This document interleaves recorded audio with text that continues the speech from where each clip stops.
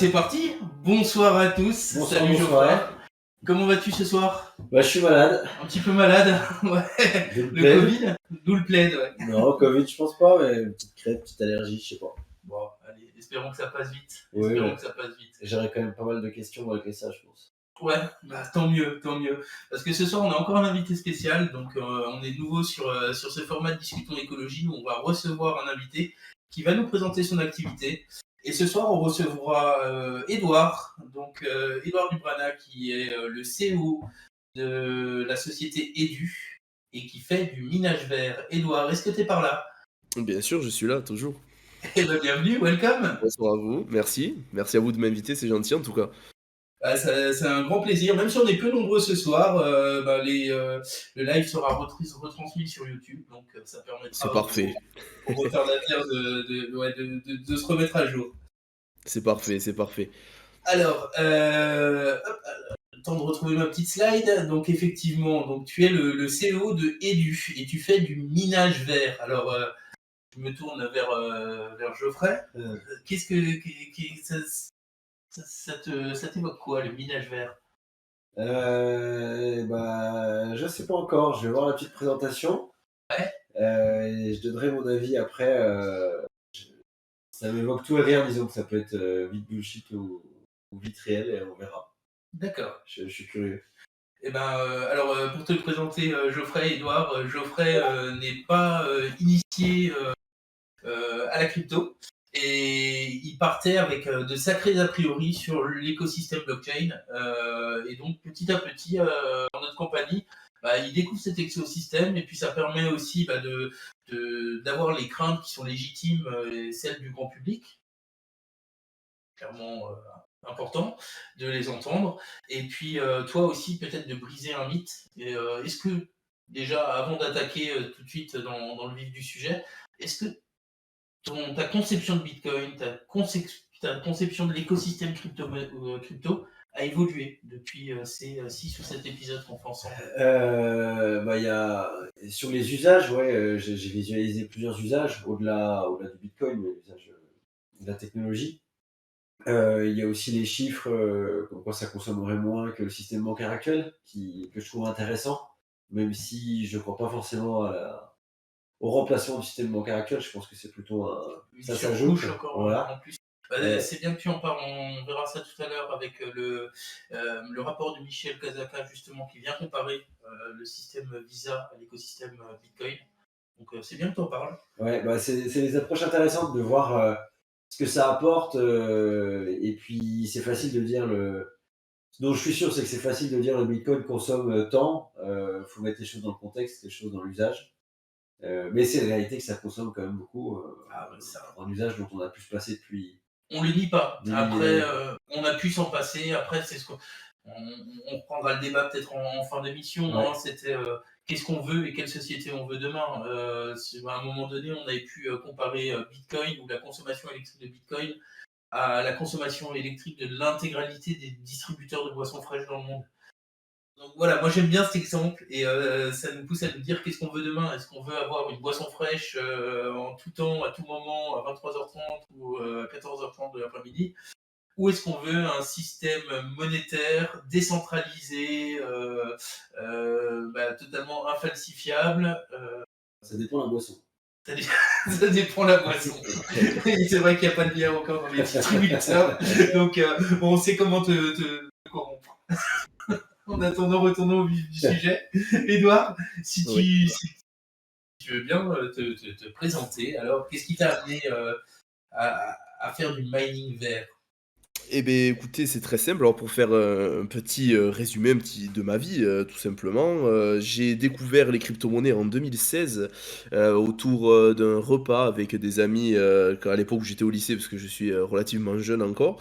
Et j'ai appris à découvrir finalement tout ce milieu, ce que ça inculquait comme valeur, ce que ça allait révolutionner concrètement. Et par la suite, j'ai jamais été un grand fan de bourse. Donc quand j'ai voulu commencer à voir, à investir, tout ça, j'ai compris que c'était, uniquement de la bourse dans un premier temps, ce qui m'a un petit peu refroidi et par la suite, comme j'ai toujours été un bidouilleur de grande ampleur, je me suis vite, tourné vers, le côté technique finalement, qu'apportait, le bitcoin ou toutes les autres crypto-monnaies. Donc je me suis naturellement tourné finalement vers le minage et bon, à l'époque déjà bitcoin n'était plus, trop, tourné sur, le CPU, c'était plus déjà de la ZIX, donc c'était plus, on va dire très centré, très professionnel dans l'absolu. Mais Ethereum qui était déjà sur du GPU, des choses comme ça, ça parlait de cartes graphiques, voilà, j'étais un gamer quoi, ni plus ni moins, donc moi ça me parlait, donc comme j'aimais bidouiller, un beau jour j'en ai parlé à mon père, je lui ai bien vendu le, bien vendu le business, et puis voilà, et puis on a acheté trois quatre cartes graphiques, et j'ai fait mon premier rig sur une structure en bois, j'ai tout codé, et puis voilà, et puis là la passion est née, donc dans la foulée j'ai créé une société en 2018 où j'avais une usine dans le sud de la France avec une cinquantaine d'ASICs à peu près, et on tournait sur Horizon. Alors c'était même pas Bitcoin ni Ethereum, c'était des ASICs effectivement, mais pour un autre shitcoin comme on dit aujourd'hui. Et puis avec le temps, j'ai compris les rouages du système de mineurs professionnels, tout ce que ça implique, que ça soit la structure électrique, juridique, évidemment les coûts de consommation, enfin voilà, tout le marché, ça fait maintenant 5 ans, 6 ans que je suis dessus.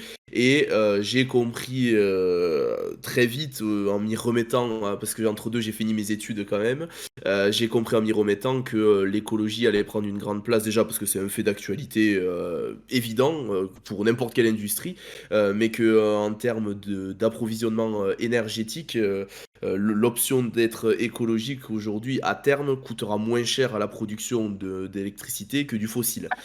Voilà, donc c'est un petit peu le chemin naturel que prendra le mining quoi qu'il arrive. Alors déjà, c'est très bon pour l'image, il faut pas se leurrer, mais en plus de ça, c'est fabuleux parce que aujourd'hui, on a développé, enfin en tout cas Edu, j'en parlerai certainement plus tard, mais voilà, Edu a développé avec d'autres confrères français des idées pour stabiliser le réseau, pour récupérer de l'énergie, valoriser de l'énergie inutilisée.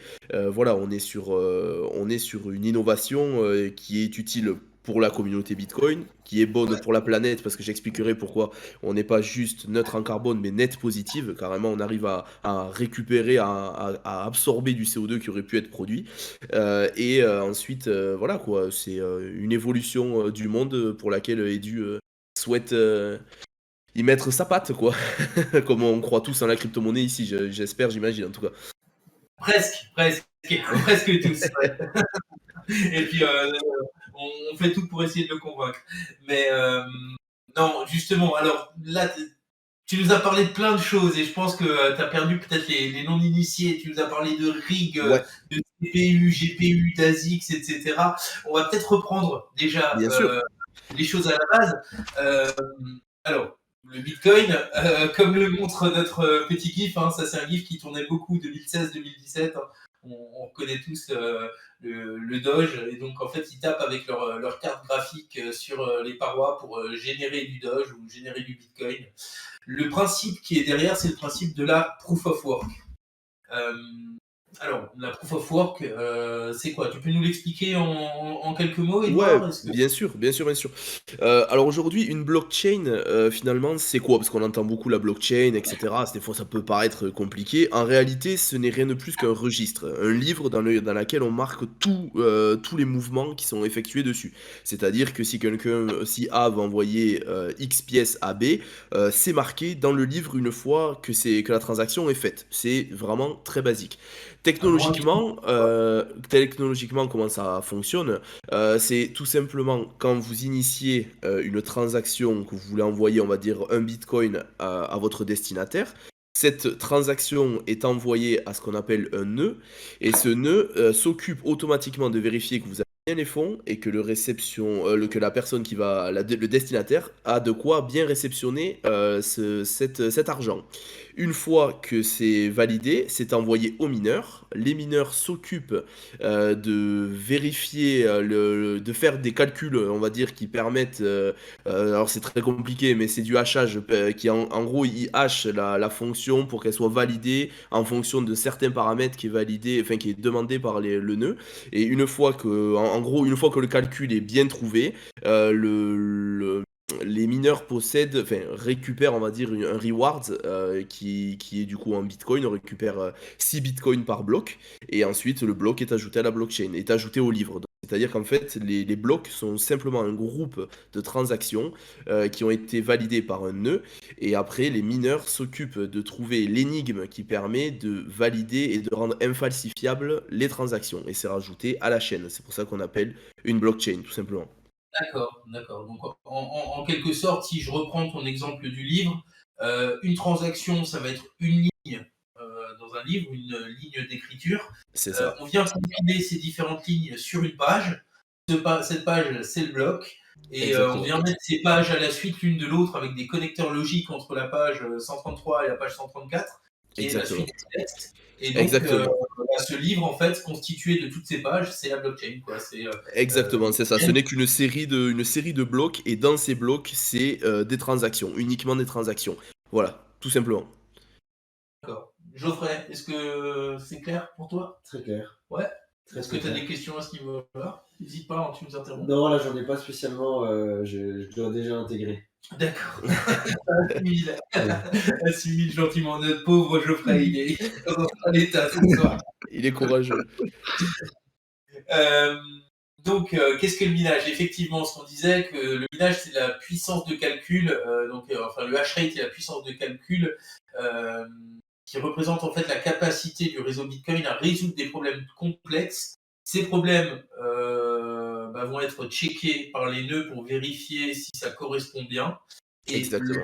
le nœud qui aura bien trouvé la bonne réponse aux problèmes posés aura une rémunération en Bitcoin pour avoir résolu ses calculs et pour avoir dépensé de l'énergie, en fait. C'est ça, exactement. C'est une récompense au fait d'avoir fourni de l'effort sur ce calcul-là.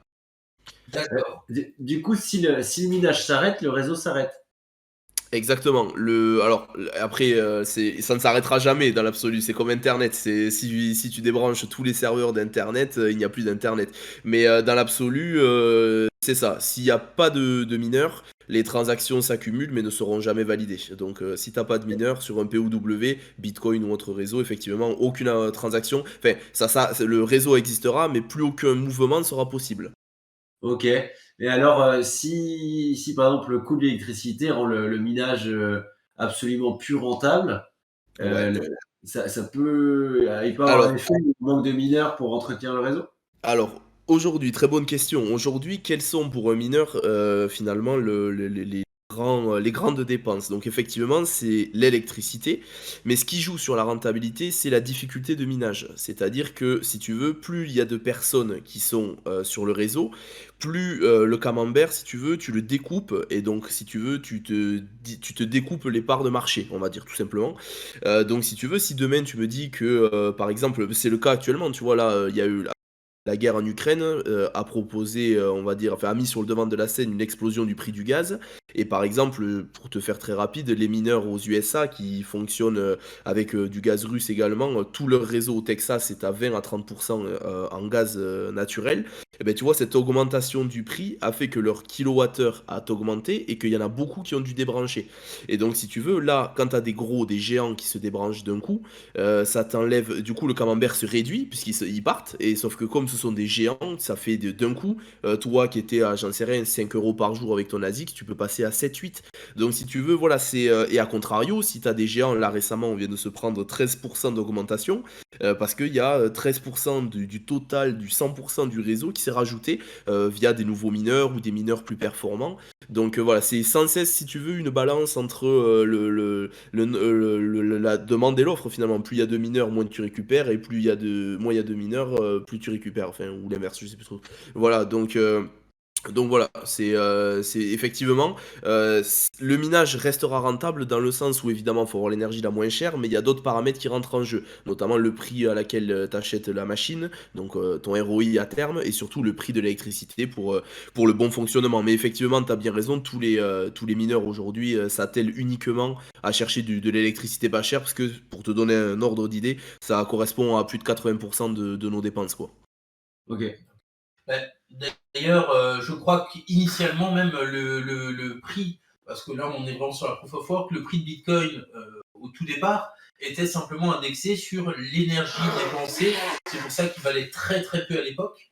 Parce que plus tu as de mineurs qui vont arriver, plus la complexité de ces calculs va s'accentuer, parce que plus tu auras de puissance de calcul en jeu, donc plus la complexité va augmenter, donc plus le hash rate monte, plus la complexité des calculs augmente, et moins il est plus ça augmente, moins il est facile d'obtenir une rémunération.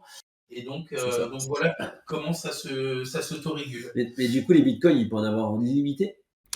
Non, il y a justement, alors là tu réponds à un grand la grande chose de Bitcoin, c'est ça, c'est que si tu veux, comme l'or, on a appelé ça d'ailleurs pendant longtemps l'or numérique, dans le corps, le Bitcoin Core, donc dans le cœur du programme, il y a une limite de 21 millions de Bitcoin, c'est-à-dire qu'il y en aura que 21 millions en jeu, et c'est ce qui fait aujourd'hui sa valeur, si tu veux, c'est que c'est limité en termes de production, donc après tu vas avoir forcément la rareté qui va intervenir. Et c'est ce qui fait d'ailleurs aujourd'hui que le prix augmente. Et si tu veux, on a ce qu'on appelle chez les mineurs les halvings. C'est-à-dire qu'aujourd'hui, si tu réussis à trouver la solution pour un bloc, on te donne 6 bitcoins 25.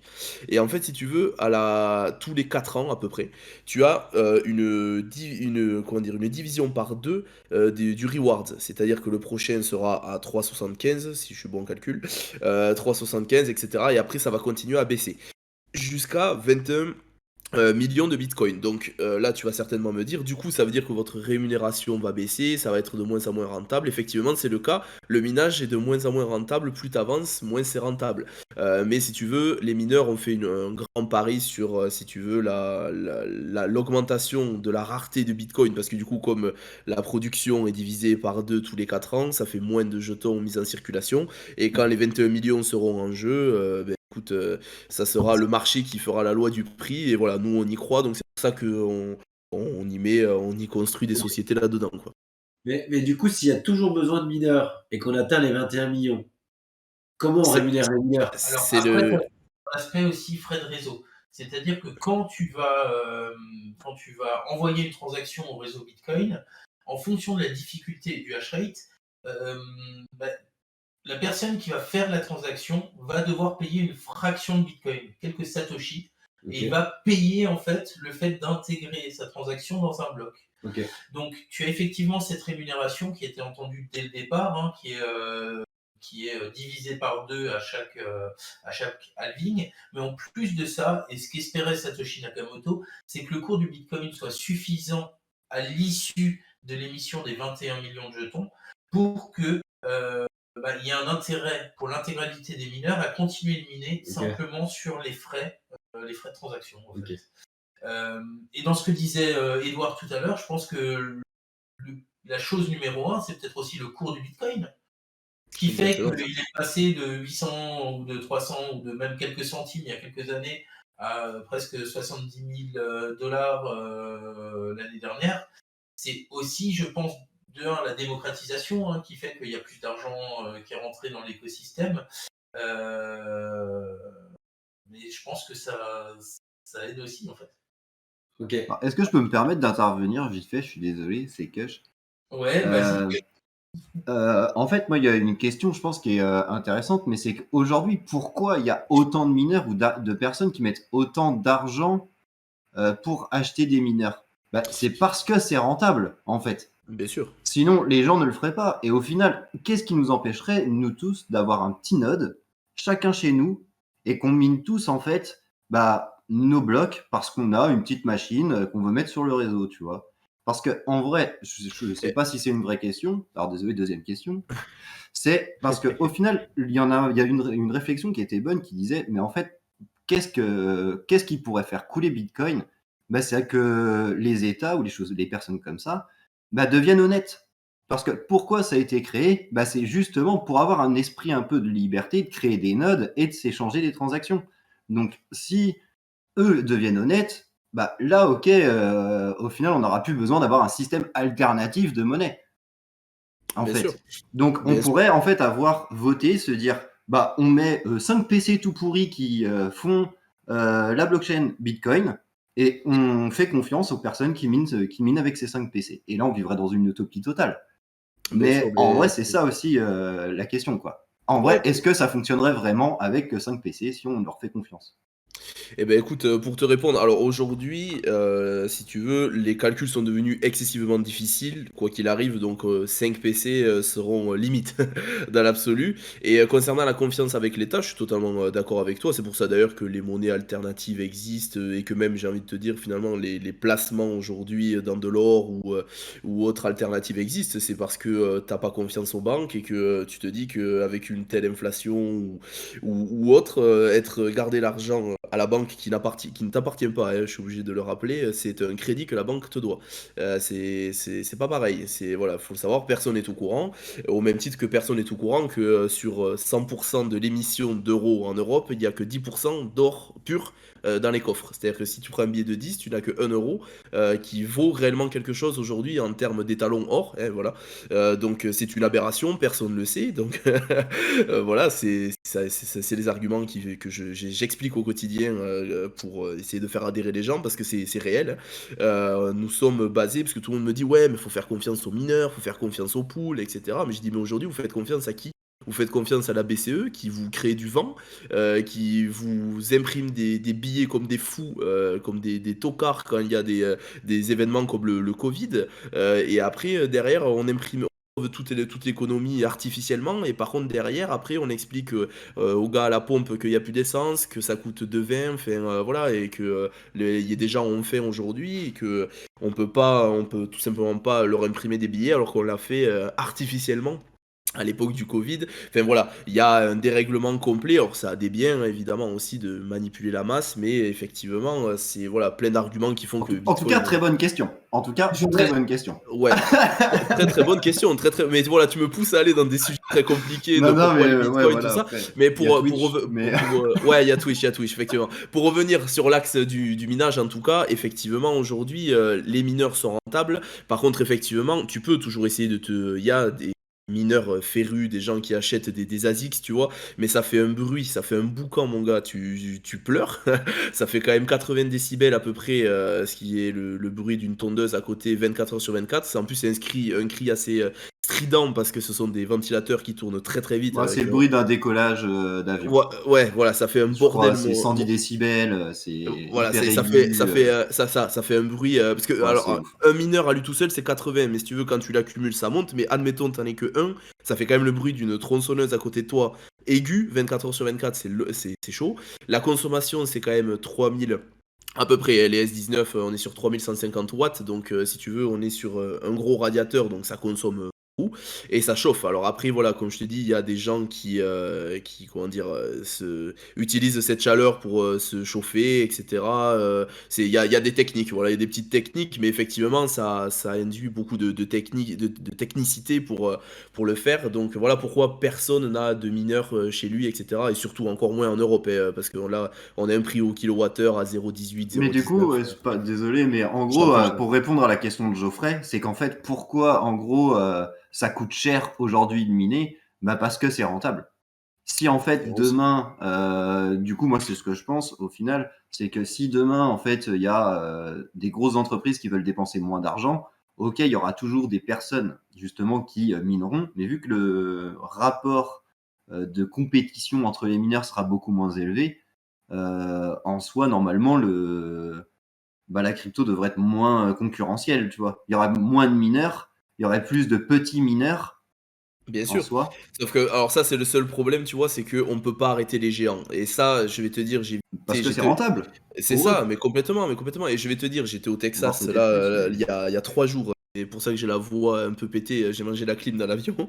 J'étais à la Mining Conference et je suis allé visiter la plus grosse centrale du Texas aux USA qui mine du Bitcoin. Alors, c'est des hangars, des kilomètres de hangars remplis de d'ASICS qui minent toute la journée. Et si tu veux, tu peux pas. Ils évoluent à une vitesse et ils font des millions. C'est-à-dire qu'ils sortent toutes les 24 heures, même avec un Bitcoin à 20 000, ils sortent des millions de chiffre d'affaires par jour. Donc si tu veux, après c'est de voilà, et tu peux pas empêcher les géants de bouffer les petits.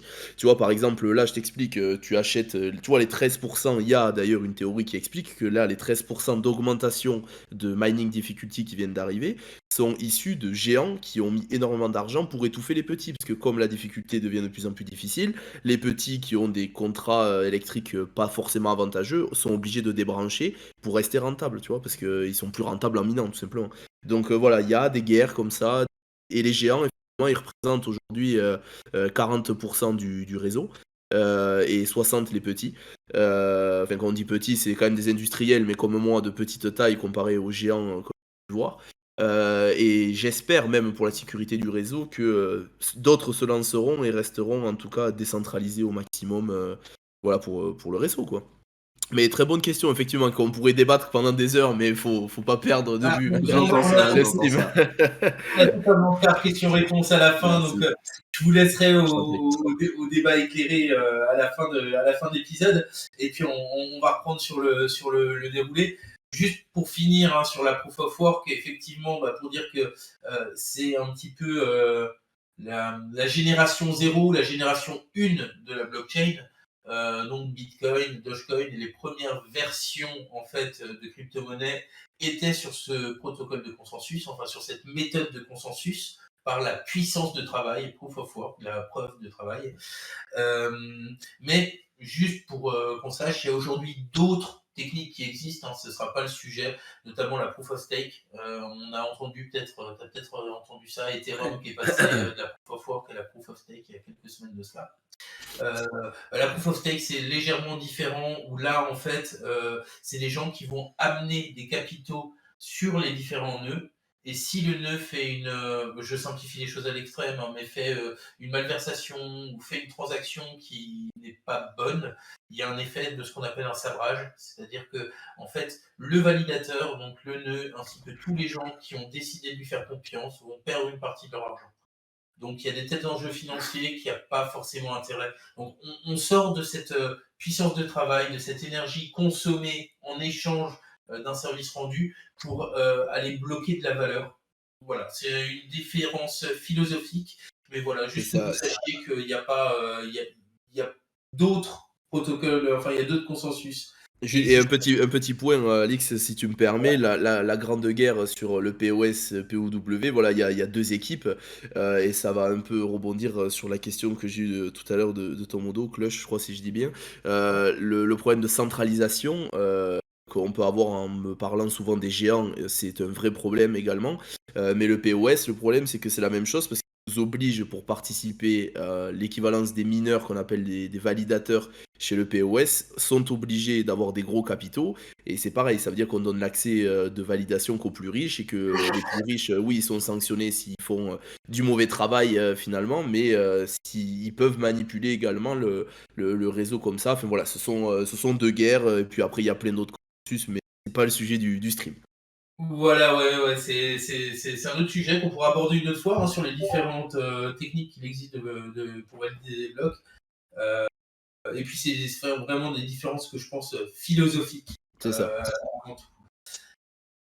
Donc, tu nous parlais justement de mining vert, de coût d'électricité. Alors déjà, comment le mining peut être vert? Parce que si c'est énergivore, ça ne peut pas être écologique. Tu vois, c'est deux notions qui sont Ouais.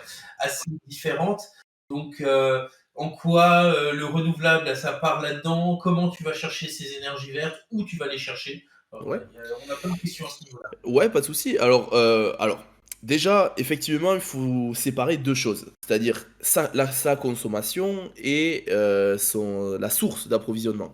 C'est-à-dire que voilà, tu peux considérer quelque chose de non écologique dès l'instant qu'il consomme beaucoup, mais là le problème c'est que c'est trop subjectif. C'est-à-dire que certains vont dire oui, vous minez, vous consommez l'équivalence, comme ils aiment tous dire, des Pays-Bas, mais par contre vous servez à rien, c'est une monnaie factice, bon très bien. Ça le problème c'est que c'est subjectif, ça dépend des gens, donc je vais pas traiter ça, moi je vais vraiment traiter uniquement la source, voilà, qui est en tant qu'énergéticien, parce que le reste c'est trop comme un avis politique, c'est trop, voilà, c'est trop subjectif, ça dépend des gens.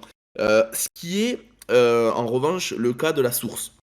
Il est vrai que ça consomme X TWh par an. Alors Cambridge, je vous dirais 140, avec que des moyennes sur des moyennes sur des moyennes, donc ça fait au final un résultat moyen. Si vous voulez une étude précise, ce que je te remercie Alix de l'avoir cité, c'est Michel Kazaka qui a sorti une vraie étude en prenant le maximum de mineurs de manière précise en chassant les DNS, tout ça. Il est arrivé à la conclusion qu'il y a 80 TWh à l'année pour Bitcoin. Voilà, Eh donc ben, je me permets, je je mets t'en le prie. rapport de Michel Kazaka dans la discussion générale vocale avec une petite vidéo de grand angle, justement une interview de Michel qui est vraiment très très intéressante. Donc je vous invite tous, c'est sur bitcoin.fr, à aller vous renseigner sur cet article qui a ne pas louper. Et petite précision, du coup, 80 TWh, ça représente, je sais pas, combien de centrales nucléaires, combien de... T'as des chiffres comme Alors, ça pour en les centrale, journalistes? en centrale nucléaire, c'est compliqué à définir parce qu'elles ont toutes une puissance nominale différente, mais effectivement, tu commences à être sur un pays quand même. Effectivement, je pense que Bien. je dirais, alors, en vrai, je dirais peut-être quelque chose de la taille du Luxembourg, tu vois, au bas mot, puisque là, si tu veux, à 140, on te disait la Pologne ou les Pays-Bas. Donc, vois un pays à peu près un peu plus petit que ça dans l'absolu. Mais ça reste, si tu veux, mon avis, une bêtise de le comparer à ça, parce que dans ce cas-là, déjà, le minage d'or, le vrai, hein, pour le coup, le minage de l'or originel consomme déjà, c'est 250 TWh par an. Donc déjà, si tu veux, rien que l'or, ça consomme déjà 2 fois la Pologne par an. Donc voilà pourquoi je le compare pas à des pays, parce qu'il faut comparer ce qui est comparable. L'industrie n'est pas comparable aux habitants. Voilà, pour faire simple. Ouais, il faut prendre des unités de mesure qui sont les mêmes. Et C'est puis, ça, voilà. Et oui, voilà, c'est ça. C'est que la comparer à un pays, c'est toujours hallucinant parce que du coup, on se dit, ah, c'est énorme, c'est l'équivalence d'un pays. Mais si vous saviez, rien que le système bancaire actuel, déjà, ça correspond au moins, j'en sais rien, mais tout le continent européen, je pense que passe largement dans les transactions Visa, hein. À vérifier, hein, parce c'est que là, je tire des plans un peu comme ça, mais on doit être sur un truc bien plus élevé, effectivement. Alors c'est pour ça que j'aime beaucoup mon exemple. Alors, je reviens à la charge avec mon fameux exemple des distributeurs de boissons fraîches. Mais comparer un service à un autre service, voilà, ça permet de savoir ce qu'on veut aussi pour demain. Donc ouais, si on peut comparer Bitcoin, l'ensemble du réseau de distributeurs de boissons fraîches, ça peut donner une équivalence. Il faut vraiment que je retrouve cette étude parce qu'à force d'en parler. Alors pour le coup, je suis pas du tout d'accord avec vous, parce que ce qui est important dans la vie, c'est les ordres de grandeur, et il faut comprendre les ordres de grandeur pour analyser chaque chose. Oui, je suis d'accord. Et par exemple, ton exemple avec les boissons fraîches, bah, c'est un ordre de grandeur, on se rend compte à peu près ce que ça consomme. Avec un pays, on se rend compte ce que ça consomme. Et moi qui soutiens très souvent Par exemple, quand on te dit d'éteindre la lumière en sortant de ta pièce, si tu compares par rapport au fait d'arrêter de manger du bœuf, bah, tu te rends compte que tu pourrais laisser allumer la lumière, il suffit juste d'arrêter de manger du bœuf. Et ça, c'est grâce aux ordres de grandeur qu'on comprend ce genre de choses. Donc là, pour le coup, on va pas débattre 100 ans là-dessus, mais je suis pas tout à fait d'accord avec vous. Il faut savoir ce que c'est qu'une unité, parce que quelqu'un qui utilise ces unités, il les comprend très Oui, facilement, mais sur un mais il service faut qui est les le même, comprendre. sur un service qui est le même, tu peux pas comparer. Alors, j'ai pas d'exemple là qui me vient tout de suite en tête, mais la consommation pour te déplacer, par exemple, d'un point A à un point B, que ce soit de la consommation électrique ou en énergie fossile ou machin, à quelque chose qui va te servir à te refroidir. Effectivement, en fait, tu as deux usages, deux services qui ne sont pas du tout les mêmes. Ça dépend, parce que si ton problème de départ, c'est de baisser ta consommation totale, tu dois voir toutes tes consommations, quelles qu'elles soient similaires ou pas similaires, qu'elles aient un rapport ou aucun rapport, et ton objectif, c'est de toutes les baisser. Ce que disait Edouard tout à l'heure, c'est que justement, on compare Bitcoin à la consommation d'un pays, on ferait mieux de le comparer à la consommation de l'extraction de tout l'or dans le monde, par exemple. Où là, bah, je sais plus, tu as les chiffres, Edouard, tu disais que c'était 2 fois plus énergivore que Bitcoin. Alors là, tu vois, voilà, je viens d'aller vérifier. 8 TRH, enfin, pardon, TWh, c'est l'équivalence de la Belgique par an, ou du Venezuela. Et l'or, pardon, l'extraction d'or pur, le réel, c'est 250. Donc déjà, 250, c'est l'équivalence, si je remonte dans le classement, du Mexique ou de Taïwan. Donc, qui sont des pays assez industrialisés, déjà, enfin, du moins pour Taïwan.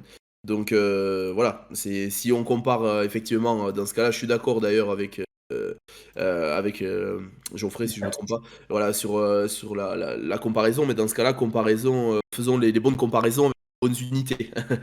Voilà, Ok. voilà. Et donc, dans tout ça, les énergies Ouais, renouvelables, les justement, sources. Merci, j'avais ouais, perdu le fil. Donc, les sources.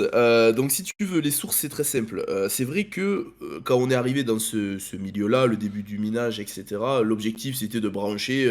Comme il y avait très peu de concurrence, finalement, la difficulté n'était pas haute, donc c'était la pouleuse d'or, quoi. Le problème, c'est que plus les gens ont commencé à s'y mettre, plus la rentabilité a baissé, et on s'est tourné vers des énergies pas chères. Et c'est vrai que l'évolution qu'il y a eu sur les énergies renouvelables a été monstrueuse, avec énormément d'argent investi. Donc, en définitive, ce qu'on appelle le LCOE, c'est-à-dire le coût, alors je sais plus le terme en anglais parce que c'est long, mais c'est en fait, si tu veux, le coût de fabrication de l'instrument qui va créer l'énergie, par exemple le coût de fabrication d'une éolienne, divisé par la maintenance, divisé par ce qu'elle produit. Enfin voilà, plus.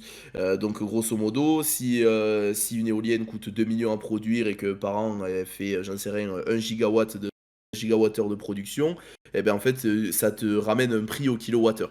Et si tu veux, c'est vrai que le fossile, c'est-à-dire tout ce qu'on connaît depuis très longtemps, hein, le pétrole, le gaz, etc., font partie des énergies, si tu veux, qui ont un capex, donc c'est-à-dire comment dire, un montant d'investissement et rapport qualité-prix, grosso modo, très bon. C'est-à-dire qu'aujourd'hui, les énergies fossiles sont pas chères, alors qu'à l'époque, je sais pas si vous vous souvenez, le prix d'un panneau solaire, c'était 15 000 balles le panneau solaire, et alors qu'il a une capacité de production que de 10% par rapport de sa puissance nominale. C'est-à-dire qu'il fait 100 watts, mais à l'année, il va te proposer que 10 watts de production. Donc en plus, ça a une capacité faible comparé au pétrole, etc., qui a ce qu'on appelle un capacity factor bien plus élevé.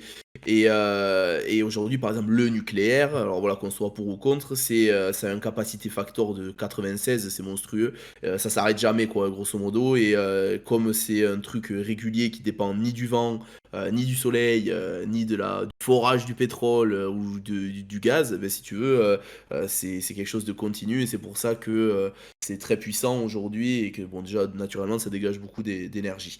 Et en fait, naturellement, comme le prix du fossile, etc., était moins cher pour produire un kilowattheure, donc un revenu, ça coûtait moins cher de créer de l'énergie, les mineurs qui cherchent de l'énergie pas chère se sont tournés là-dessus. C'est comme ça qu'on a eu le Kazakhstan, les États-Unis au début, tout ça, tout ça. Sauf que le problème, outre la mauvaise image que ça engendre, pollution réelle que ça génère, le prix du kilowattheure d'énergie renouvelable est en train de baisser.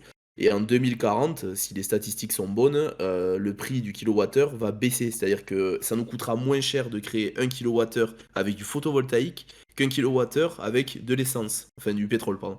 Donc, si tu veux, naturellement, les gens vont se tourner vers le renouvelable, déjà parce qu'il y a eu beaucoup d'argent investi, évidemment, mais aussi parce que la technologie s'améliore et les prix. C'est-à-dire que voilà, un panneau solaire qui valait 15 000 et qui fait 100 watts, eh ben aujourd'hui, il fait 500 watts et il coûte 5 000 euros. Donc voilà, cette balance production-évolution fait que à terme, tout le monde sera sous du renouvelable, très certainement. Et comment moi, aujourd'hui, en tant que mineur, j'utilise ces renouvelables, c'est très simple. Alors là, c'est un petit peu technique, accrochez la ceinture, hein. Euh, que ça soit les USA, l'Europe ou n'importe où dans le monde, le grid, c'est le réseau, tout simplement, le réseau électrique, c'est-à-dire du poste de création, donc de la centrale, au câble que vous voyez dans la rue, jusqu'à votre compteur Linky. Tout ça doit garder une fréquence en Hertz qui est de 60 en Europe et 230 volts à la prise. C'est voilà, c'est conventionnel, vous trouverez ça partout en France et en Europe. Aux USA, par exemple, c'est 110 volts. C'est comme ça, ce sont des normes. Et si vous voulez, cette fréquence qui est à 60 en Europe, vos appareils sont faits pour marcher à 60. L'ordi, la télé, le frigo, ce que vous voulez, c'est fait pour marcher à 60. Et donc, si la demande d'électricité augmente, ou vice-versa, que la production augmente, ça crée une surtension ou une sous-tension. Et évidemment, ça, c'est pas souhaitable. Donc aujourd'hui, les énergéticiens, EDF et tout ça, mettent à disposition la production d'énergie en fonction de la demande et de l'offre. C'est-à-dire que par exemple, on sait que la nuit les gens dorment, c'est ce qu'on appelle heure creuse, heure pleine.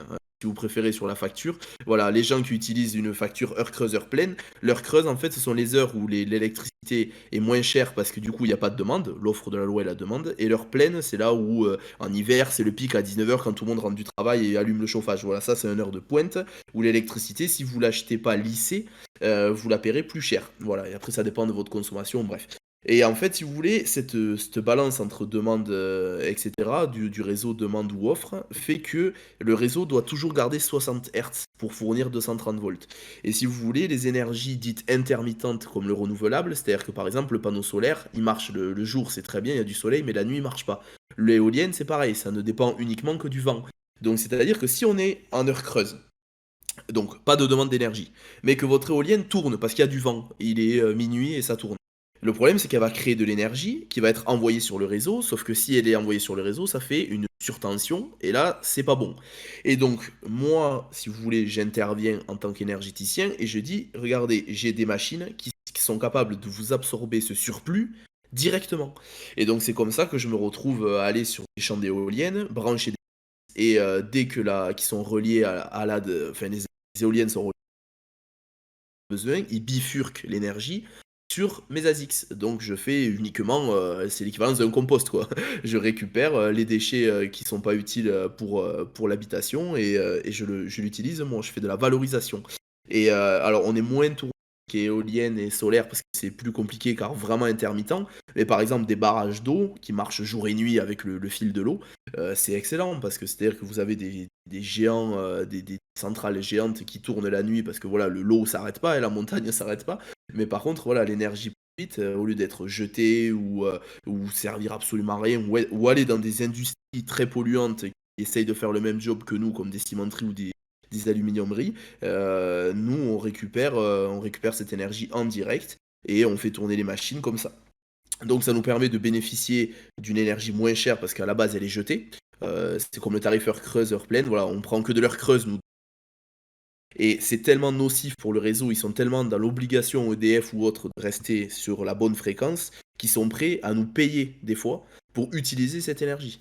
Donc on est vraiment les fossoyeurs de l'énergie. On fait quoi? Déjà, on verdit le Bitcoin, c'est-à-dire terminer la pollution au pétrole. Deux, on aide les énergéticiens à stabiliser le réseau qui sont des coûts colossaux à la base, c'est-à-dire que tout ce qui est utilisé aujourd'hui, le smart grid, tout ça qui marche pas forcément très bien, ou les industries qui récupèrent cette énergie sont très polluantes, l'aciérie, l'aluminiumerie, tout ça, voilà, tout ce qui est métal, quoi, on peut pas faire pire. Et nous, on bénéficie d'une énergie pas chère, quoi. Et on aide aussi, ça c'est le nouveau pan de l'activité qui est très très très très nouveau. On s'occupe, nous, de développer des pays maintenant, par exemple, que ce soit Sébastien Gouspillou en Afrique, ou moi maintenant vers l'Asie, etc. Si vous voulez, on arrive dans des pays où justement les centrales sont créées, mais comme le réseau, les câbles et tout ça sont pas mis en place, toute l'énergie créée par le barrage hydraulique est du surplus. Et donc moi j'arrive et il y a du surplus toute l'année, tout le temps, il y a même plus d'heures pleines, heures creuses, puisqu'ils ont carrément pas l'électricité. Donc voilà, comme on bâtit toujours la production avant le réseau pour l'adapter, voilà, il peut y avoir 15 ans de travaux, 100% de la centrale, ça parle en énormément de puissance quoi. Et donc voilà, donc nous notre objectif c'est d'avoir une énergie pas chère, écologique et surtout éviter des dépenses auprès des énergéticiens qui nous bénissent des fois d'arriver au lieu d'acheter des usines ou des prestataires qui consomment beaucoup et qui coûtent excessivement cher et qui en plus de ça sont polluants. Donc Alors, voilà. je me permets, déjà, pour demander si un des modos peut me rebalancer les questions de Discord. J'ai reçu un SMS qui me disait on a des questions sur Discord, sur Twitch, pardon. Donc, si quelqu'un peut nous rebalancer ça dans le général vocal, ce serait super top si on a un modo sur Twitch. Et puis, je voulais reprendre un petit peu sur ce que tu disais. Effectivement, hein, si j'ai bien compris, structurellement, il n'existe pas à ce jour de réels moyens de stocker efficacement et à faible coût l'énergie. Donc en fait, vous venez utiliser uniquement des surplus énergétiques, si on C'est peut ça, appeler ça comme ça. C'est du surplus d'électricité. c'est ça. Et donc, si je traduis même ce que tu me dis, on peut même aller plus loin en fait, parce que Bitcoin, c'est en quelque sorte une chance pour les énergies renouvelables, que sont l'éolien, l'éolien, le solaire, pardon. Euh, parce qu'en gros, vous les légitimisez. Là C'est ça. où les détracteurs disaient, ouais, ben, on produit de l'énergie que la journée et pas la nuit, ou que quand il y a du vent, etc. quoi. C'est ça, exactement. C'est-à-dire que voilà, on trouve une utilité à ce surplus qui est nocif pour le réseau et inutilisable de base. C'est-à-dire que voilà, c'est des coquilles d'œufs, t'en fais rien sauf pour le compost. Donc voilà, nous on arrive, on dit écoutez, on vous le récupère, vous vendez vraiment pas cher, et voilà, et nous on fait notre business dessus. C'est un contrat réellement win-win pour tout le monde et même pour la planète. J'y viendrai après pourquoi. Parce que les alumineries, les aciéries sont excessivement polluantes dans leur manière d'agir. Et donc on combat cette pollution en étant bitcoiner. Et, Yes. et du coup, tu peux le faire en étant sur le réseau ou tu es forcément à la source? Alors, sur le réseau, tu peux pas pour la simple et bonne raison que c'est pas bien dimensionné. Tu pourrais, hein, mais ça inciterait EDF à te faire une arrivée spéciale. Et puis, le transport d'électricité, c'est même pas EDF, c'est RTE. Donc, ce sont, enfin, pour la France en tout cas. Donc, si tu veux, vraiment le plus simple, c'est vraiment d'être à la source, si tu veux, parce que tout est géré. En sortie de centrale, tu as des panneaux qui, en gros, électriques et électroniques, qui récupèrent ce qu'ils ont besoin de récupérer en fonction de ce que la centrale produit. C'est électronique, enfin aujourd'hui tout est automatisé. Nous, ce surplus-là, on le récupère de suite en sortie d'usine de production, voilà, pour aller un peu plus vite. Donc en général, à 99%, on est tous directement à côté de la centrale, dans les locaux de la centrale, quoi. Ok. Ok. Et parce que toi, l'installation, elle coûte pas si cher en fait. Ah, Enfin, elle me coûte rien. Moi, la seule chose qui me coûte, c'est le transport, amener les machines. Et après, oui, si, la seule chose, effectivement. La seule chose, effectivement, c'est le transformateur. C'est-à-dire que tu vois, les transfos que tu as dans les boîtes bétonnées en France, ouais. etc., avec écrit haute tension, voilà, c'est des transfos, ça coûte 10 000, entre 5 000 et 10 000 balles. Et c'est effectivement, c'est en général, l'électricien te dit, bon, t'es gentil, mais tu t'achètes le transfo. Et une fois que tu t'es acheté le transfo, il te le relie au gros câble qui partent normalement de suite à EDF. Et voilà, et le surplus, après, il est totalement basculé sur le transfo. Et après, sort du transfo les câbles et après les mêmes panneaux qu'à la maison, quoi. Des disjoncteurs, le gros général. Voilà, rien de sorcier après. Voilà. Vous êtes beaucoup à faire ça en France?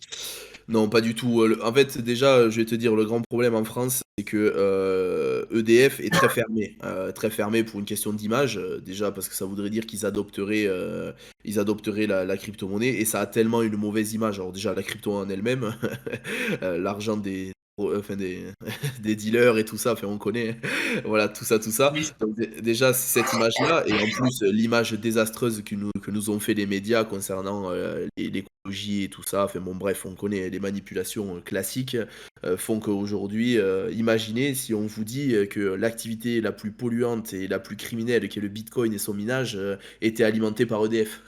Imaginez le tollé. Pour pas si bien dire, j'ai entendu hier ou avant-hier que EDF avait, je sais plus, c'était 10 ou 12 nœuds Ethereum. Ah oui, les 150 nœuds Ethereum, 150, effectivement. ouais, bah, tu Ouais. vois, je suis à côté de la plaque. Alors, Mais j'ai entendu. ce qui est assez marrant, parce qu'on t'explique que pour des énergéticiens, donc là, tous les soucis que je viens de vous expliquer avec le réseau et tout ça, c'est des problèmes d'énergéticiens, c'est des problèmes d'électriciens, des problèmes que EDF, enfin, ce sont leur métier, et ils sont en train de renier cette technologie et cette aide, ce support qu'on leur apporte. Au profit de choses, enfin de 150 serveurs pourris qui leur servent à rien. Donc voilà, enfin, je veux dire, ouais, ils ont fait leur choix, ils ont fait leur guerre, quoi. Voilà, mais bon, un jour, ils se rendront compte. Et il faut déjà une certaine puissance, j'imagine que l'agriculteur du coin qui a 30 panneaux sur son hangar, ça fonctionnerait pas. Alors, si, tu peux, parce que, comme je t'ai dit, tu vois, par exemple, le petit chauffage de salle de bain là, que tu allumes dans la salle de bain qui souffle très très chaud, là, c'est déjà 2500 watts à peu près en moyenne en fonction du modèle. Et un ASICS, il fait 3150, donc à quelque chose près, t'es pas très loin. La seule chose, effectivement, c'est que c'est vraiment une question uniquement comment te dire, d'intermittence. C'est-à-dire que pour que ça marche à plein régime, tes ASICS marcheront que quand il fait jour et pas la nuit, tu vois. Et le problème, c'est qu'un mineur, nous, notre objectif, c'est d'être à 100% de online, c'est-à-dire toujours branché, parce qu'évidemment, si tu rates le bon calcul qui te fait toucher de l'argent ou quoi que ce soit, voilà, le uptime, c'est obligatoire, c'est comme des serveurs, il faut être toujours à 100%. Voilà pourquoi aujourd'hui, tout ce qui est éolien, s'il n'y a pas de vent, t'es à zéro. Si c'est du solaire, s'il n'y a pas de soleil, t'es à zéro. Voilà pourquoi nous, tu vois, il y a deux catégories dans les énergies renouvelables. Tu as les pilotables, c'est-à-dire comme les barrages où Ouais. tu peux gérer le flux, et les non pilotables, par exemple l'éolien ou le solaire, qui en gros, où tu es dépendant de la nature. Donc voilà, et ça, ce sont des énergies qu'on veut quand même travailler. Attention, moi je l'utilise pour tous les ASICS qui sont un peu vieux, sont déjà rentabilisés, qui méritent encore de tourner, mais pas de me captiver trop de place dans les machines neuves. Eux, c'est des caissons qui peuvent directement partir sur ce genre d'énergie là. Et j'ai un collègue au Texas qui fait ça. Il est à 15-16 miles du premier transformateur de quartier. Donc, si tu veux, il s'est planté des éoliennes et du solaire. Et toute la journée, il tourne et il fait tourner ses mineurs là-dessus. En total off-grid, tout seul, dans son coin. Donc voilà. Mais on va travailler avec ça. Et j'espère, moi en tout cas, j'y fais tout pour travailler avec toutes les énergies renouvelables, évidemment. Ok. Et sur la zone géographique, alors je vais juste reprendre là, justement, bah, on parlait de Seb Bouspiou tout à l'heure, hein, j'ai Ouais, repris quelque chose que j'ai trouvé dans une de ses interviews, où il disait qu'en Afrique, l'énergie était chère, et qu'en fait, le mineur n'était pas là pour voler le pain de la bouche des populations, ou voler l'énergie des populations, c'est ça. puisqu'en gros, un producteur d'énergie en Afrique va vendre particulier son kilowatt d'électricité entre 20 et 25 centimes à peu près. Pour C'est un ça. particulier, voire pour une entreprise, peut-être à peu près pareil. Or, un mineur, lui, rachètera son énergie 10 fois moins cher. Donc, on est entre 2 et 5 centimes, en max. Je disais 5, 7 dans certains pays qui sont assez stables, mais on n'ira jamais au-dessus. C'est ça. Euh, donc, en quelque sorte, le producteur ne vendra aux mineurs qu'en dernier recours, et les mineurs donc, sont là pour racheter uniquement le surplus C'est ça. et rendre un service en fait au producteur pour éviter ces problèmes de surtension dont tu nous parlais tout à l'heure et Exactement. éviter de gâcher de l'énergie en quelque sorte. C'est ça, tout simplement. C'est de la transformation, de la valorisation de pertes, tout simplement. Le compost 2.0, quoi, le compost numérique. C'est ça, le compost électrique. J'aime bien l'image, ouais, c'est sympa. C'est sympa. Voilà. Et donc c'est vrai, c'est une relation win-win pour le producteur d'énergie, parce que le producteur, son but, ça reste de développer l'économie locale, c'est pas de faire du mining, sinon C'est ça, complètement. Et puis là, je vois le titre du slide, bénéfices et développement local. Alors les bénéfices, on les a cités. Verdification, hein, greenification, comme je dis, du réseau Bitcoin, etc. Parce qu'on en a grandement besoin, hein, que ce soit pour la planète ou pour nous, même l'utilisation. C'est toujours mieux de se dire que ça coûte rien. Une énergie pas chère, mais ça c'est que pour le mineur, donc ça intéresse pas la société, entre guillemets. Et puis après, voilà, surtout des baisses colossales de dépenses pour les énergéticiens. Tous ces pays qui sont pas développés en termes électriques comme l'Afrique ou les pays d'Asie, etc. Toi, tu arrives, tu leur dis, bah écoutez, là, vous voulez construire votre grid. Le problème, c'est que vous dépensez X millions dans la centrale est produite, mais le problème, c'est que vous avez le grid, donc tout le réseau électrique, les câbles, les transports à faire derrière, et que tant que vous n'aurez pas fini ça, les clients ne pourront pas vous acheter puisqu'ils n'ont pas le réseau. Et donc, si tu veux, on se retrouve dans des cas où tu as des pays qui ont des centrales qui sont reliés à rien parce qu'ils n'ont pas l'argent de finir le réseau. Et donc, si tu veux, toi, tu arrives avec ta machine, tu leur dis, regardez, moi j'arrive, je vous branche, je vous rachète de l'énergie directe, pas besoin de réseau, je me branche à la sortie de la poulie, de la turbine, je me. Donc eux, ça leur coûte minima, j'en sais rien, 100 000 euros, ce qui est rien par rapport à un grid entier qui coûte des millions. Euh, et tu leur fournis, eux, tu leur récupères l'énergie qu'ils produisent, et en plus de ça, tu leur fais un revenu. Donc si tu veux, des fois, on est sur, par exemple, des petits villages qui veulent construire un petit barrage. Ils construisent le barrage, ils n'ont pas le réseau. Toi, tu arrives, tu leur proposes un revenu, ils construisent le réseau derrière. Et pourquoi ça marche aussi bien, que ça soit pour Seb ou pour tous ceux qui s'expatrient comme ça dans cette idée-là où les grids ne sont pas faits, c'est parce que tout simplement, quand tu arrives, tu proposes une vraie béquille économique à ces producteurs d'électricité. Et en fait, à terme, tu leur raccourcis le ROI, donc le retour d'investissement, enfin, de manière vraiment sale, quoi. C'est-à-dire que normalement, tu passes, j'en sais rien, de 15 ans sur une centrale. Là, tu passes à même pas 3-4 ans. Avec des cours de merde en plus, là. Donc, si tu veux, pour eux, c'est le jackpot. Et alors, en plus de ça, il est vrai que tous ces pays qui ont des monnaies très instables se tournent vers le Bitcoin pour avoir une espèce d'étalon mondial que tout le monde suis. Donc eux, en plus, ils y trouvent socialement leur intérêt. Mais en plus de ça, on est une manne économique, une béquille économique monstrueuse pour les énergéticiens de tous ces pays-là. Et donc, si tu veux, plus ça sera démocratisé, plus les petits pays qui souhaiteront développer comment dire, leur énergie, et c'est obligatoire, parce qu'aujourd'hui, économie rime avec. Et si tu veux, sans énergie, t'as pas d'économie, et voilà. Donc, si tu veux, parce que l'économie, comme un grand économiste qui est venu à Surfing nous dit, Monsieur Gab entre autres, te dit, l'économie c'est de l'énergie. Donc à partir de là, c'est juste une question d'avoir de l'énergie pour avoir de l'argent. Donc si tu veux, tous les pays, l'Inde le fait énormément en l'hydro en ce moment, Inde, pays d'Asie, donc Eurasie même je vais dire, pour englober même Russie avec la Sibérie, tout ça. L'Eurasie et l'Afrique veut développer leur réseau électrique, donc c'est une manne incroyable pour nous aussi, hein, d'ailleurs, comme en termes de sources. Donc voilà, on développe pour le social, le côté écologique, etc. Et pour le local avec le développement. J'avais juste Vas-y. peut-être qu'il y a des questions de personnes. Non, on va arriver très vite à Ok. la phase de questions-réponses, Ouais. donc je les garde. Alors j'avais juste une précision. Toi, ton objectif, c'est que les machines tournent en permanence. C'est ça, Donc l'hydroélectrique, c'est ce qu'il y a de top, de mieux. c'est ça. Mais du coup, t'es plus dans le surplus là, parce que si par exemple tu as un pic de consommation, il n'y a plus de surplus pour toi, donc ça risque de couper 2-3 heures. Enfin, c'est l'objectif. Alors ça voilà, là c'est pour ça que si tu veux on dimensionne nos pistes de chasse, si je puis dire. C'est-à-dire que si tu veux, effectivement c'est le cas.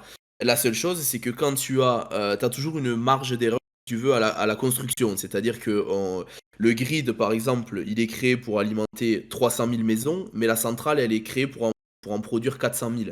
Donc si tu veux, t'as toujours un gap, une différence fait justement pour assumer ce genre de pic. Quand il y a un pic, c'est fait pour que la centrale puisse répondre de suite. Donc, en définitive, on prend en général des gros complexes qui ont toujours de la surproduction. C'est-à-dire que la surproduction, si tu veux, est inhérente quoi qu'il arrive, et même en pic, dans l'absolu, tu vois, par exemple, les Texans, eux, le font vraiment au cordeau. Donc, les Texans, quand il y a un pic, eux, ils débranchent. Voilà, ils débranchent, et nous, on veut limiter ça. Alors, dans certains cas, tu peux, hein, c'est pas le cas de toutes les centrales, mais quand tu chopes des très très grosses centrales qui parlent en gigawattheures de production, en fait, tu as, si tu veux, inhérent à l'hydraulique, c'est toujours ce surplus qui arrive, et même si tu es en gros pic, tu trouveras toujours une puissance minimale disponible. Mais quand bien même ça coupe, je vais te dire, parce que ça dépend vraiment, c'est un plan technique, mais quand bien même ça coupe, nous on y est préparé, parce que si tu veux, on paye tellement une énergie peu chère que même si ça coupe, finalement, si tu lisses tout ça, ça peut passer dans le creux. Ok. Voilà. Ouais. C'est tout bon? La question a été vite répondue. Parce qu'on arrive désormais à la session de questions-réponses. Donc c'est le moment, hein, pour ceux qui veulent prendre la parole sur Discord, ou sinon sur Twitch, j'ai récupéré le téléphone, donc je suis sur le chat, ça y est, je vois vos questions. Moi, en attendant, j'avais une ou deux petites questions. Donc tu nous parlais tout à l'heure de l'Asie. T'es pas le seul aujourd'hui à faire ça en France. Je crois qu'il y a des influenceurs, en tout cas, il y a, je sais pas, c'est Seb Gouspiou, Richard Détente et les gars de Realty, je crois, qui lancent un nouveau projet qui s'appelle ClickSat Mining. Ouais, ClickSat, c'est ça. Ouais. Donc en gros, des concurrents directs à ce que tu fais aujourd'hui. Pourquoi pas mutualiser les forces dans ce que vous avez fait? Alors justement, je suis aujourd'hui en partenariat avec Sébastien pour, par exemple, là tu vois actuellement, je suis en levée de fonds. Alors j'ai beaucoup de projets partout, mais en termes de machines pour faire une énorme augmentation, je suis en levée de fonds actuellement parce que je suis en train de tout refaire pour que ça soit propre, carré. Je refais le site actuellement pour faire de l'investissement à plus petite échelle que des minimums à 100 000, etc. Moi, mon but, c'est vraiment d'ouvrir le minage à tout le monde avec des budgets plus modestes des fois que les démarrages à 100 000, ou voilà, enfin c'est pas donné à tout le monde. Et à ce titre-là, si tu veux, j'ai pas encore de partenariat signé parce que c'est très long, tu parles avec les gouvernements. Là, j'ai rendez-vous dans un pays d'Asie bientôt, je le dis pas parce que ça reste quand même une guerre, tu comprends mieux. Mais voilà, j'ai quelques partenariats qui sont en train de s'ouvrir, et notamment celui avec Sébastien, qui fait que j'ai de la place, si jamais, disponible chez Sébastien, chez Summit Mining, que j'embrasse d'ailleurs, j'envoie le bonjour à Florent, Julien, et toute l'équipe. Voilà, ça, évidemment, contre rémunération, j'entends bien, voilà, mais qui me font du partenariat où je pourrais stocker mes machines. Donc pour l'instant, je suis un petit peu à leur botte en d'endroits, etc. Mais voilà, je développe mes propres sources de mon côté d'énergie à travers le monde, effectivement. D'accord, d'accord, d'accord. Ouais, donc Quand tu dis il y Sébastien, a c'est quand même Sébastien une Gouspillou. certaine Oui, entraide, c'est ça, c'est Sébastien Yes. Gouissian. il y a quand même une certaine entraide dans ce milieu. Vous ne faites pas que vous Ouais. tirez dans les pattes et aller Non, non, non, chercher. absolument pas. Alors je vais te dire, c'est tellement, on est tellement seul dans l'absolu. Alors je te parle de la CNFR, hein. On est tellement, si tu veux, un peu seul contre tous parce que, enfin, tu vois, le minage aujourd'hui, alors déjà les cryptos c'est difficile. C'est-à-dire qu'aujourd'hui déjà, tu vas dans un restaurant, tu dis, je suis crypto trader, on te jette les tomates dessus, quoi. Tu vois, c'est déjà compliqué. Et alors si en plus tu dis, attendez, je suis mineur de Bitcoin, ah ouais, tu utilises de l'énergie pour quelque chose qui n'existe pas et qui sert à rien.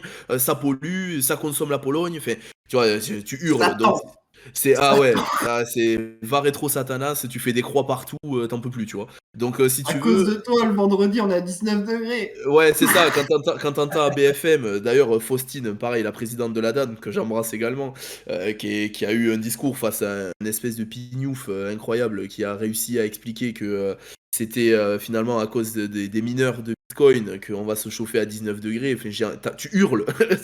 Quand t'entends ça, tu hurles. Si en plus tu connais l'histoire d'EDF et du fait qu'on est le pays avec l'énergie la moins chère au monde, avec le nucléaire à la base et qu'ils ont réussi à tout niquer, mais enfin bon, bref, ça c'est un autre sujet, mais voilà. Si tu veux, voilà. Donc, pourquoi je suis pas en guerre et aucun mineur n'est réellement en guerre entre eux, c'est qu'on vit la même galère et personnes qui viennent de la même galère, on se comprend. Et enfin, moi en tout cas, je n'y vois aucune guerre avec eux, au contraire du partenariat. Et je pense que voilà, il y a de la place pour tout le monde. Et je vais te dire, c'est même pas moi qui le dis, même lors des conférences, Sébastien l'a déjà dit, tout ça. Il y a de la place pour tout le monde, il y a du kilowattheure pour tout le monde. Il faut juste avoir les reins solides parce que c'est un marché compliqué, tout simplement. Voilà, voilà. Ok, bah, c'est plutôt cool hein, de voir cette émulation. Je vous invite vraiment encore une fois à aller regarder. J'ai vu, il y a pas mal d'interviews aussi de Seb Gouspillou sur le mining et des vidéos d'il y a 2 ou 3 ans. Justement, il se lançait et le renouvelable n'était pas aussi développé. Donc c'est rigolo de voir des vidéos d'il y a 2, 3, 4 ans où il était pris un petit peu comme un dangereux terroriste et puis c'était à peine si on lui ouvrait les portes. Et maintenant où il commence à se faire une légitimité et où bah, ça a permis de changer totalement l'image du Bitcoin auprès du grand public. Enfin, auprès déjà des gens qui sont entre guillemets sensibles à la cause écologique dans l'écosystème crypto et aujourd'hui au grand public. C'est ceux qui. Voilà. Complètement, Donc, complètement. c'est très intéressant. Bah, par rapport à ça, s'il y a des questions, Kush, si tu veux reprendre ton débat là où tu t'es arrêté, c'est le moment. Sinon, si vous avez des questions sur Moi, Twitch. Alors déjà, non, j'avais... Ah, Vas-y, excuse-moi, pardon. vas-y. Non, vas-y. pardon, vas-y, Kush. J'en ai plein des questions, y a pas de problème. Ouais, je voulais. Qui m'intéresse. Je suis chaud de poser une question aussi. Bah déjà, merci Edouard pour le partage, super intéressant. Je t'en prie, avec grand plaisir. J'avais une question pour toi, mais j'ai raté le début, je suis arrivé un peu en retard. Est-ce que tu as expliqué ton parcours un peu et comment t'en es venu au minage? Ça, c'est une Ouais. première question. Et ouais. Tu l'as expliqué ou pas? Oui, mais je vais te Ouais, refaire bah, un petit mais briefing. Donc vas-y, si je tu- t'en prie, pose la seconde et je te fais un Ouais. briefing. Et je voulais te savoir un peu ce que tu pensais de l'interopérabilité et est-ce que tu penses qu'un jour un layer 2 ou quelque chose comme ça pourrait scaler Bitcoin? Est-ce que tu penses pas qu'aujourd'hui le fait que Bitcoin soit limité en termes de scalabilité et qu'il y a d'autres propositions de valeur sur le marché qui sont plus intéressantes que Bitcoin, qui a sa propre proposition de valeur, hein, on va pas. Ouais, Voilà. bien sûr, bien sûr. Est-ce que tu crois en cette interopérabilité ou est-ce que tu as un vrai Bitcoin maxi ou voilà, est-ce que tu t'ouvres à d'autres choses et quelle blockchain, voilà, sur quelle blockchain si tu devais miser sur d'autres blockchains, lesquelles t'intéressent et à quoi tu t'intéresses dans l'écosystème crypto en général, quoi. OK, ça marche. Alors, bon, pour te refaire un petit briefing très rapide au Très bonne début, question. je suis, si tu veux, issu de la filière technologique, donc j'ai fait un bac STU 2D et un jour, avec des amis, j'ai un pote qui m'a dit: «Putain, tu vois ce que c'est le bitcoin, tout ça?» Je lui dis: «Non» et le soir, je rentre à l'internat à la grande époque et je me suis renseigné sur c'était quoi le bitcoin et j'ai trouvé ça, fantastique, mais par contre, ce que j'expliquais au début, je suis nul en tout ce qui est, bourse, etc. Je suis nul, je déteste ça. Les trading views, ça me saoule, j'y comprends rien. Donc, si tu veux, je voulais trouver un moyen d'investir différemment. Et j'ai toujours été un gamer, bidouilleur, etc. Et je suis vite tombé sur le minage et ce côté, si tu veux, technologie, bidouiller, les cartes graphiques. Alors, c'était Ethereum, mais c'était pas Bitcoin. Je suis rentré dans le Bitcoin, enfin, dans le minage Bitcoin précisément après. Mais voilà, pour ce qui s'agit de l'Ethereum, etc., ça a été les cartes graphiques, le bidouillage. Et un jour, j'en ai parlé à mon père et c'est comme ça qu'il a mis un petit fonds pour créer le premier rig. Donc voilà, pour ceux qui savent pas, le rig, c'est la machine qui est composée de cartes mères, riser et cartes graphiques pour faire les calculs. Et voilà, donc j'ai bidouillé, j'étais content et c'est là que j'ai créé ma première société en 2018. Ce qui était du minage à un peu plus grosse échelle. Et après, je devais poursuivre mes études parce que j'avais même pas le bac. Donc, du coup, j'ai fermé, j'ai rendu ce que je devais à tout le monde. Et après, j'ai fini mes études que j'ai terminées l'an dernier. Et ça fait plus de 1 an que je travaille du coup sur cette idée de Edu que j'ai lancé cette année. Concernant, du coup, j'ai bien répondu là, c'est bon déjà pour la première partie. Ouais, c'est Allez, hop, nickel, bien sûr. impeccable. Et pour la deuxième si, du coup, l'interopérabilité. Alors, c'est un grand sujet. Alors, moi déjà, je déteste tout ce qui est maxi. C'est-à-dire que je trouve qu'il y a du bon à prendre de partout. Je sais que je peux me faire taper très rapidement les doigts par les collègues. Parce que si tu veux, je suis pas maxi, pour autant j'ai un grand espoir en Bitcoin parce que je connais un peu l'économie. Ça a toujours été un sujet qui m'a passionné. Et si tu veux, si tu regardes vraiment, il y a tout. Je l'ai écrit moi dans ma formation. Si tu veux, tu as vraiment tous les aspects d'une monnaie dans Bitcoin. Donc, si tu veux, je suis d'accord qu'il y a ce problème de scalabilité. Maintenant, tu vois, je suis pas un anti Ethereum. Je trouve qui a du très bien dans Ethereum et je vais te faire une petite confidence, j'en ai dans le Ledger. Donc voilà, je suis pas anti les autres, absolument pas. Je trouve que chacun a sa proposition de valeur. Maintenant, moi j'utilise pas, si tu veux, les cryptos pour faire de l'échange au quotidien ou du trading, tout ça. Je suis plus un holder dans l'âme. Euh, Hmm. donc je me retrouve plus dans la philosophie Bitcoin, dans l'absolu. Et je me dis, si tu veux, comme les 21 millions, la rareté, tout ça, voilà, moi je suis un Bitcoiner dans l'âme sur ce point de vue-là. Je sais qu'il y a des défauts chez Bitcoin, et d'ailleurs en tant que mineur, bien que ça soit ou en termes de pollution de base, ou juste en termes de problèmes de rewards qu'on va connaître un jour ou l'autre, etc. Il y a des soucis, on est d'accord. Mais tu vois, quand je vois certains aspects comme, tu vois, par exemple, je minais de l'Ethereum, non pas que je sois mineur, ce qui m'affecte encore plus que ça soit passé en POS avec The Merge, mais je trouve que d'un point de vue centralisation, donner la clé à quelques validateurs qui ont beaucoup d'argent, on retombe dans les mêmes travers que les banques et tu vois, donc voilà, il y a des pour. Je suis pas un BTC maxi, je suis pas un toxique maxi. Je suis quelqu'un qui croit plus en Bitcoin que dans le reste. Et je pense à terme que là, on est à 20 000 coins, je crois, ou pas loin avec le Coindesk, là, ou je sais pas quoi, on est ouais, Hmm. sur un truc comme 20 000. Je pense qu'en vrai de vrai, les seuls qui vaudront quelque chose, une fois que tout sera écrémé naturellement, on restera dans un top 10, tu vois. C'est-à-dire que tu auras des trucs révolutionnaires comme Avalanche, que j'aime beaucoup d'ailleurs, ce sont des projets que j'aime beaucoup. Mais bon, voilà, si tu veux, j'aime beaucoup la philosophie, tout ça, j'ai un petit peu dessus, mais si tu veux, voilà, tu vois, là, tout ce qui est DeFi, tout ça, c'est sympa aussi. Mais si tu veux, ça me prend déjà tellement de temps, le Bitcoin et le minage de Bitcoin, que tu vois, être hétéroclite à mort sur les autres, c'est compliqué.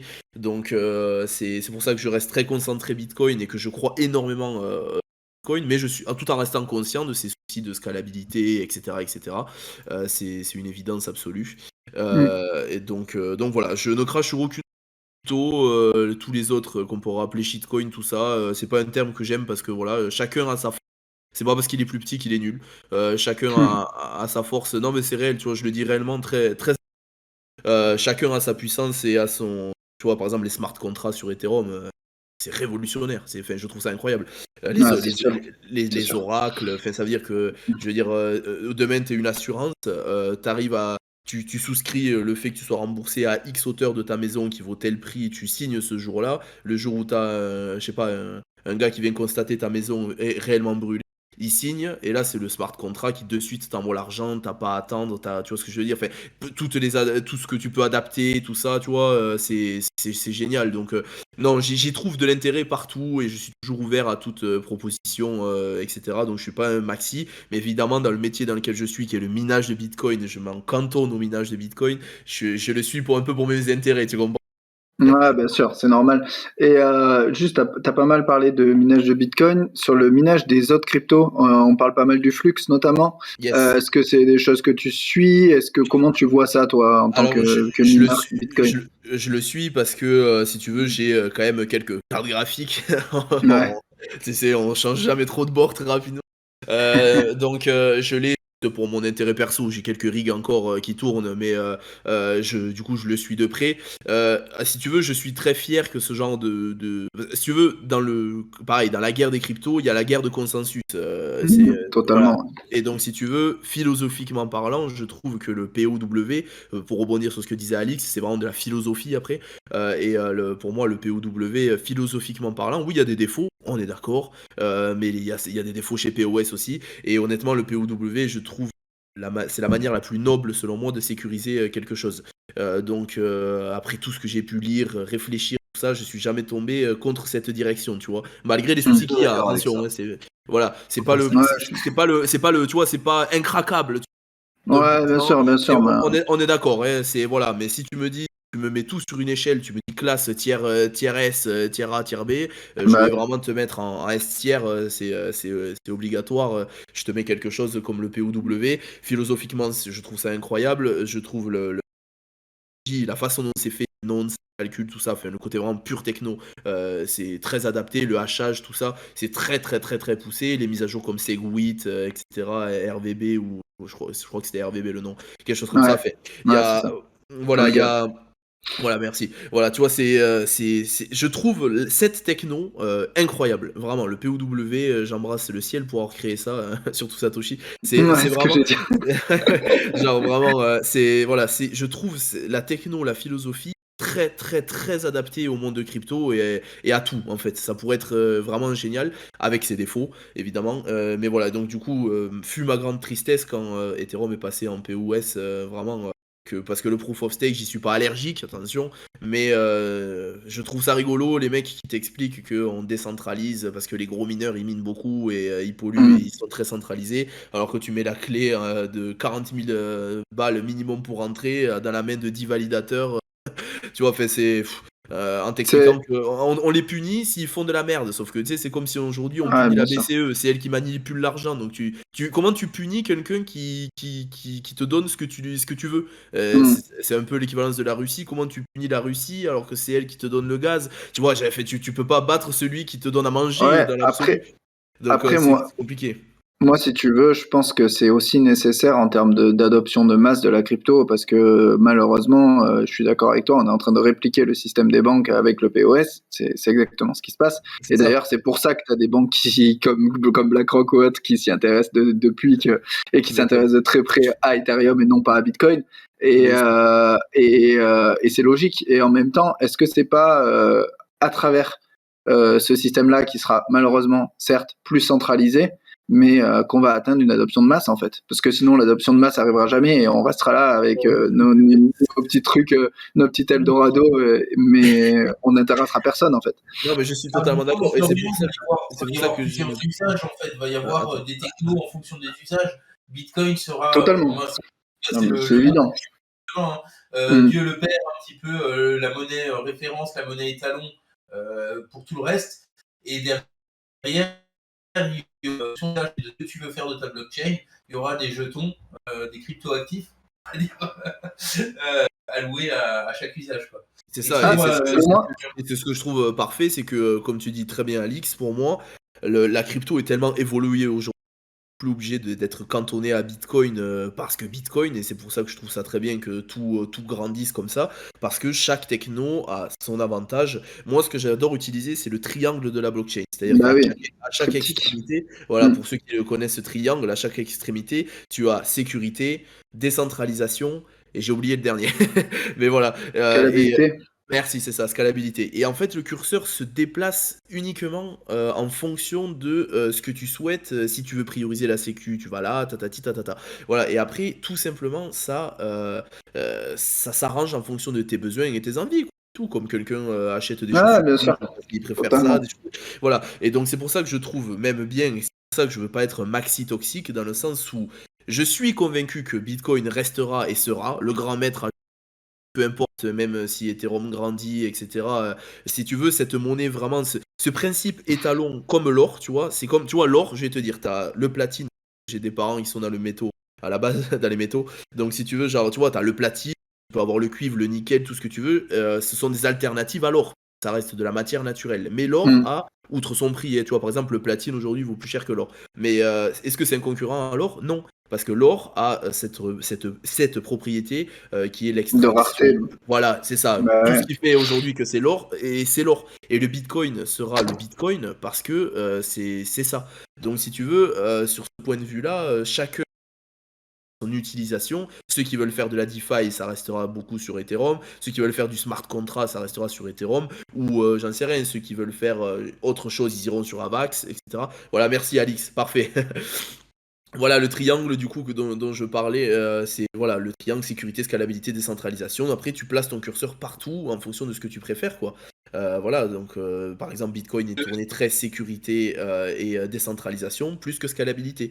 Mais voilà ça dépend ce que tu veux faire. Moi les Bitcoins je veux les stacker pour garder ma Mm. réserve d'argent, voilà, comme Ouais, si c'est sûr. j'investissais dans de l'or. Maintenant, si je sais que je veux faire du trafic sur du DApps ou voilà, sur du décentralisé de manière générale, MetaMask, Ethereum, et puis basta, quoi, ça va très très bien. Donc, et je trouve ça très bien. Chaque utilisation, voilà, un vélo, tu fais des parcours en vélo que des parcours en roller ou en skate. Voilà. Chacun utilise la techno qu'il veut faire. Et je trouve Ouais, ça mais super. bien sûr, bien sûr. Je trouve ça génial. Je partage totalement ton avis à un détail près, c'est que quand on voit la dominance du Bitcoin, alors toi tu t'intéresses pas au graphe, moi oui, et quand on voit la dominance du Bitcoin aujourd'hui et quand on voit ce qui se passe sur Ethereum, je pense, mais c'est qu'un point de vue personnel, qu'on va vivre un flippening non pas vers le haut mais vers le bas et je pense, et c'est qu'une théorie personnelle encore une fois, mais que ce sera Ethereum qui valide le marché, quoi. Ouais, ouais, Qui va alors lancer après, le prochain cycle, etc. ouais, Et possible. pour moi, Bitcoin, je vois ça comme Yahoo en fait. Et Yahoo aujourd'hui, ils sont plus là sur le monde d'Internet. En gros, ils sont là encore, hein, tu vois, ils existent Yahoo. Mais je pense qu'à un moment donné, technologiquement, ils vont être dépassés entre guillemets par de nouvelles choses qui arrivent et qui vont, à travers des trucs comme les smart contracts ou quoi, retourner le marché et changer les règles. Ah, mais Mais bien sûr, Bitcoin je suis existera d'accord. toujours. Bitcoin Je- existera Ah, toujours. bah, bien sûr, mais si tu veux, moi, je vais te dire, il y a deux. Je suis pour que Bitcoin reste dans l'évolution et trouve son bonheur sur des évolutions qu'on va. Le problème, c'est qu'on a une commu chez Bitcoin, si tu veux, très outre toxique, etc., très fermée d'esprit sur l'évolution du Bitcoin Core, dans le sens où Bien sûr, Satoshi qui l'a fait et on bien sûr. l'évolue pas. Alors, c'est un côté bien, c'est un côté conservateur, dans le sens où Mm. tu sais où tu vas, tu vois ce que je veux dire, parce que tu vois, par exemple, le merge. J'aurais été un ETH maxi, je pense que j'aurais un petit peu eu le cul qui tremble, si tu permets, tu vois. Parce que tu te dis, non mais voilà, tu te dis, ça prend ETH classique. ouais, ouais, voilà. Tu vois, tu te dis, ça, tu te prends des upgrade sheets, tu vois, tu sais pas ce que ça va donner. Bon, là, ça s'est très bien passé, je suis très content pour eux et pour moi aussi, parce que j'en ai. Mais voilà, moi, ça m'amuserait pas que tous les matins, on joue avec moi, j'ai des millions dans une ferme de millions, tu vois. Donc si tu veux, voilà, il y a un côté stable qu'on apprécie. Et si tu veux, j'espère que Bitcoin ne se laissera pas dépasser parce que voilà, ça me paraît évident pour mes intérêts et puis même pour ce que ça représente. Et moi, je souhaite, si c'était que mon cas, que ça reste la base de la base. Et je pense, je peux comprendre ta vision. Ma vision à moi, c'est que le Bitcoin restera cette monnaie étalon à vie, et que si tu veux, ces 21 millions, ils s'arracheront à prix d'or encore plus cher qu'on a aujourd'hui, et que si tu veux, il va stabiliser, j'en sais rien, bon là, les prévisions elles sont 2024, je te laisse chercher ou faire les espèces de trucs sur Photoshop avec les courbes. On est sur du 100 000 euros, tu vois. Ouais, largement. Voilà, et donc si tu veux, à ce titre-là, je suis d'accord, et Bitcoin, ça sera jamais, si un jour il y a une monnaie crypto dans l'absolu de tous les jours, ça sera même pas Bitcoin, sauf si le Lightning est réellement évolué, on va dire, tu vois. C'est un sketch le Lightning aujourd'hui. Voilà, le truc c'est que Mm. si c'est pas évolué, ça servira à rien, on n'y sera jamais, tu vois ce que je veux dire. Mais maintenant, moi, le Lightning, moi, je suis pas là pour que Bitcoin défonce absolument tout au quotidien. Je suis là pour que ça soit, à mes yeux, une réserve de valeur fiable, insensible politiquement à tout ce qui peut se passer, et que ça garde sa valeur. Je le vois comme de l'or, vraiment. Pas plus, pas moins, je le vois comme de l'or. Voilà, de l'or numérique. Et pour moi, son rôle à Bitcoin, c'est être l'étalon des autres crypto-monnaies. Et tu vois, j'ai souhaite qu'Ethereum grossisse un maximum et qu'il garde toujours Bitcoin comme étalon.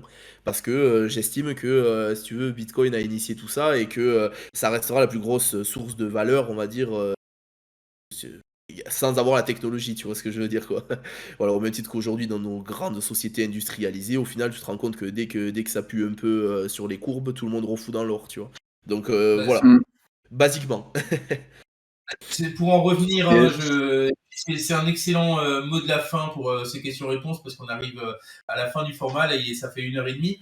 Mais il y a eu un petit débat sur Twitch où on nous disait que quand on y pense, la proof of work, c'est le modèle de base de la monnaie, du travail que l'on peut conserver dans le temps, sans création ex nihilo. Ce à quoi j'ai rajouté exact, on vient de rajouter, on en revient à le fameux argent qui n'est que de l'énergie transformée, où l'économie c'est de l'énergie transformée. Il y a Exactement. 2000 ans, on suait notre propre énergie, donc où on prenait celle d'un animal, un cheval, un mulet, et aujourd'hui on crame du pétrole, où on fait tourner des panneaux solaires, des éoliennes, mais le C'est résultat ça, est c'est le ça. même. D'ailleurs, pour un petit point, l'énergie dans le monde n'a jamais changé de direction. La seule chose qui change finalement, c'est les cycles. Des fois prennent énormément de temps, mais toute l'énergie qu'on dépense, enfin, qu'on transforme, parce que le mot c'est même pas consommer, c'est transformer, on la récupère, c'est un cycle, une boucle infinie, c'est juste comment on capte le mieux l'énergie. Comme le pétrole se régénérera certainement sur des millions d'années, on sera plus là, hein. Mais voilà, c'est une boucle. C'est une boucle et on essaye de boucler un maximum la boucle, quoi. Voilà. Moi, j'aurais eu une petite question vite fait, ça aurait été sur l'hydroélectrique en fait. Je t'en prie que je... Euh, Parce qu'en fait, l'hydroélectrique, en vrai, nous en France, en plus, on a de la chance parce qu'on est un des pays quand même qui a balle Ouais, de fleuves, on a quand même beaucoup d'énergie yes. à eau, quoi. Et moi, je trouve qu'en fait, c'est très mal utilisé, quoi. Franchement, c'est un truc qu'on a depuis la nuit des temps. Et je me demande pourquoi aujourd'hui, en fait, on ne l'utilise pas plus, Euh, quoi. alors on est saturé en France, hein. Tu peux plus mettre, t'as plus de cours d'eau, ils autorisent plus, si tu veux, l'installation de nouvelles, sans qu'on est overbooké et que c'est des demandes. Tu vois, allez, tu me laisses 5 minutes, Alix. Si tu veux, Vas-y. comment je suis rentré aussi dans l'hydro spécialement, mon grand-père était propriétaire de centrale à l'époque, dans le sud-ouest, parce que je suis toulousain pour ceux qui l'ont entendu. Et donc, si tu veux, dans les Plus ou Pyrénées. moins, plus ou moins. Euh, alors, plus le rhume, j'avoue, c'est pas Plus ou terrible. moins, plus ou moins, plus ou moins, pardon. Et donc, si tu veux, à partir de là, la technologie, effectivement, a été sous-utilisée pendant longtemps. Maintenant, ils en ont développé à tort et à travers. Et aujourd'hui, tu as des centrales qui ont été soit mal calculées, soit tout à refaire, etc. Mais qui sont pas démontées et qui restent aujourd'hui, qui comblent certains espaces qui pourraient être utilisés.